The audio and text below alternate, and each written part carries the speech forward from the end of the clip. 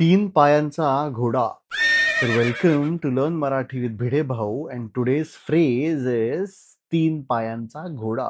Coincidentally, this is also the name of an upcoming promising Marathi movie which is going to release on the 7th of November. Marksheet बघू शकते?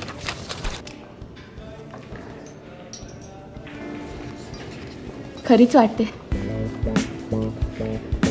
हे वर्ष वाया जाऊ शकतं तुझं. महत्वाची परीक्षा आहे. 2 गेलीत सर.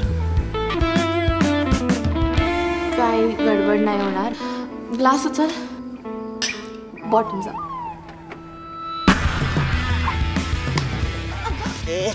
तू कशाला सॉरी बोलते ना?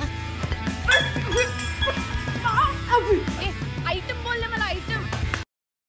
This phrase is almost always encountered as part of the complete Marathi proverb की तीन पायांचा घोडा नेहमीच शर्यतीत हरतो.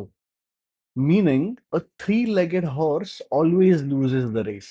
Basic concept being, you can't appear for an exam without studying for it.